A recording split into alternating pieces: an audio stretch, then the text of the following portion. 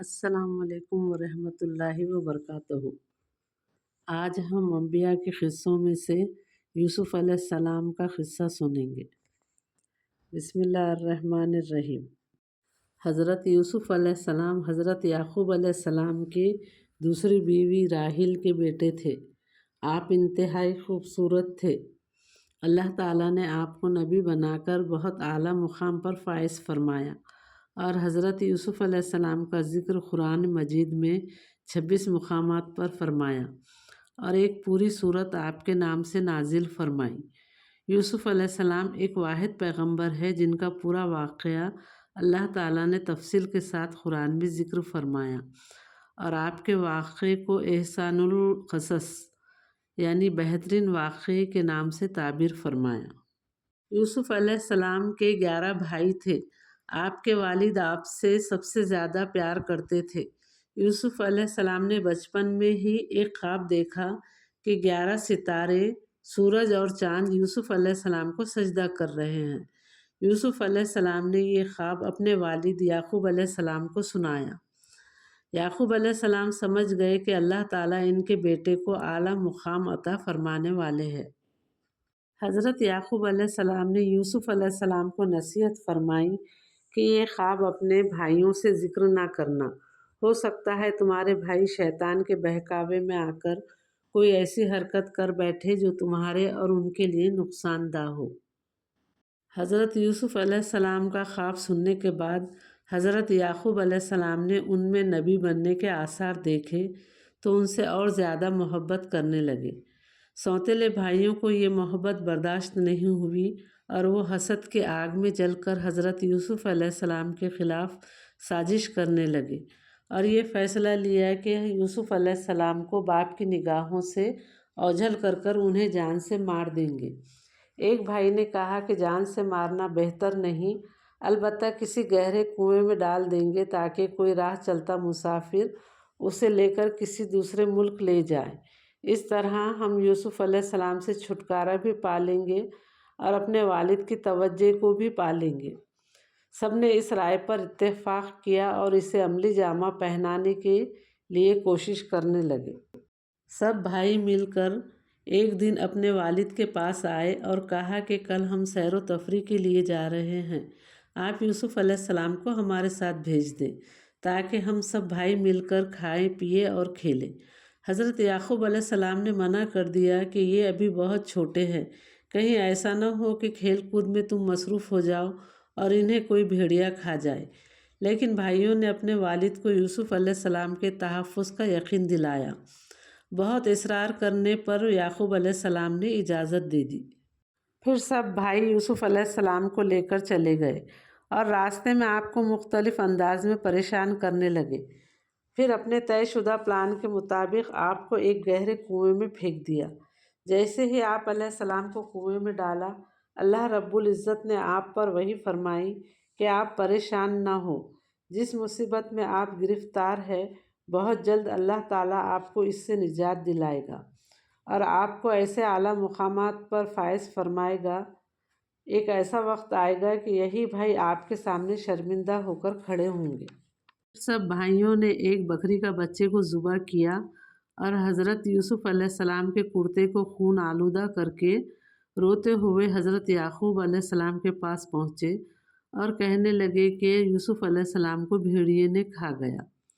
حضرت یعقوب علیہ السلام خون آلودہ کرتا دیکھ کر ہی سمجھ گئے کہ ان کے بیٹوں نے سازش کے تحت یوسف علیہ السلام کو میری نظروں سے اوجھل کیا، کیونکہ کرتا کہیں سے بھی پھٹا ہوا نہیں تھا۔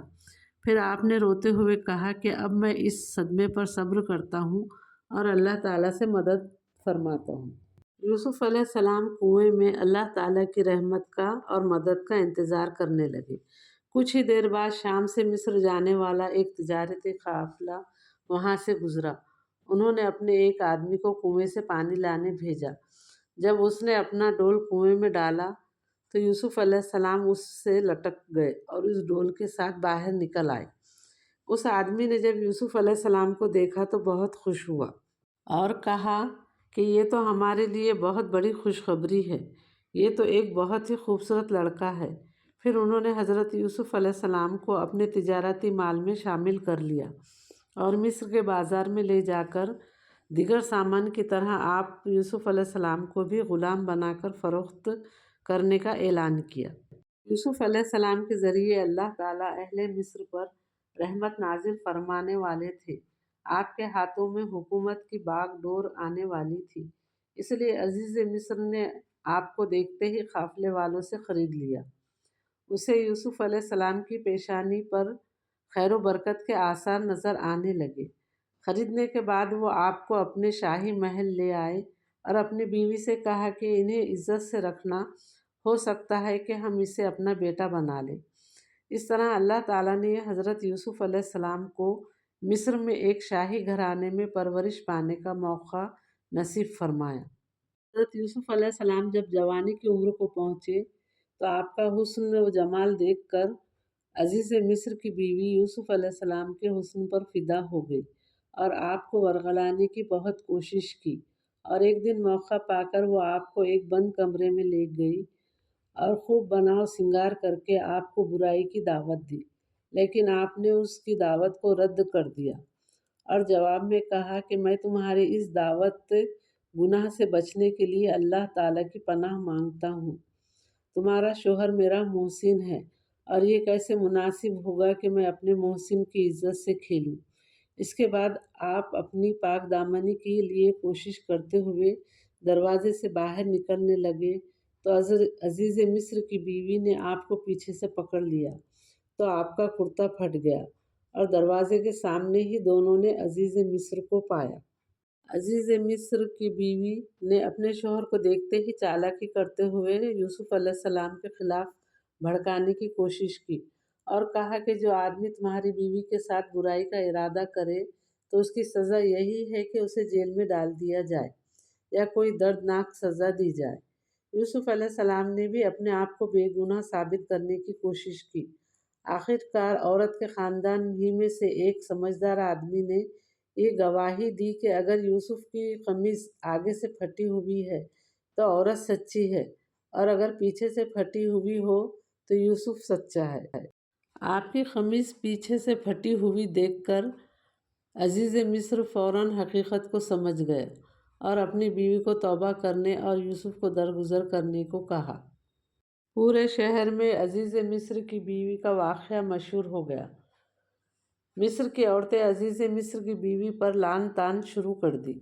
عزیز مصر کی بیوی کو جب پتہ چلا تو اس نے عورتوں کی ایک محفل جمائی، مہمان نوازی کے لیے دسترخوان پر پھل رکھ دیے اور ایک ایک چھری سب کے ہاتھ میں دے دی تاکہ اپنے ہاتھ سے پھل کاٹ کر کھائیں۔ عین اس وقت جب عورتیں پھل کاٹ رہی تھیں، حضرت یوسف علیہ السلام کو بلایا اور عورتیں آپ کے حسن و جمال کو دیکھ کر ایسی متاثر ہوئی کہ اپنے ہوش کھو بیٹھی۔ انہوں نے پھلوں کی بجائے اپنے ہاتھ زخمی کر لیے۔ اس وقت حضرت یوسف علیہ السلام نے دعا مانگی کہ اے میرے پروردگار، جس بات کی طرف یہ عورتیں مجھے بلا رہی ہیں اس سے تو مجھے قید خانہ زیادہ پسند ہے۔ اگر آپ نے ان کا مکر مجھ سے دور نہ کیا تو میں ان کی طرف مائل ہو جاؤں گا اور نادانوں میں سے ہو جاؤں گا۔ اللہ تعالیٰ نے ان کی دعا قبول کر لی اور آپ کو ان عورتوں کے مکر سے دور کر دیے۔ یقیناً وہ خوب سننے والا اور جاننے والا ہے۔ عزیز مصر نے حضرت یوسف علیہ السلام کے بے گناہی کے تمام دلائل کے باوجود یوسف علیہ السلام کو کچھ مدت کے لیے قید خانے میں بند کر دیا تاکہ اپنے خاندان کا عیب چھپ جائے۔ قید خانے میں بھی اللہ تعالیٰ نے آپ کے لیے خیر و برکت کا باعث بنا دیا۔ قید خانے میں آپ کے ساتھ دو ایسے نوجوان کو بھی قید کیا گیا جن میں سے ایک بادشاہ کا ساقی اور دوسرا باورچی تھا، جن پر بادشاہ کو زہر دینے کا الزام تھا۔ ان دونوں نے ایک ہی رات میں خواب دیکھا اور خواب کی تعبیر جاننے کے لیے یوسف علیہ السلام کے پاس گئے اور ان دونوں نے اپنا اپنا خواب یوسف علیہ السلام کو سنایا۔ یوسف علیہ السلام کے واقعے کا اگلا حصہ ہم آپ کو اگلے ویڈیو میں سنائیں گے۔ اگلا حصہ سننے کے لیے آپ ہمارا اگلا ویڈیو ضرور دیکھیے اور ہمارے ویڈیو کو لائک ضرور کیجیے۔ جب تک کے لیے اللہ حافظ۔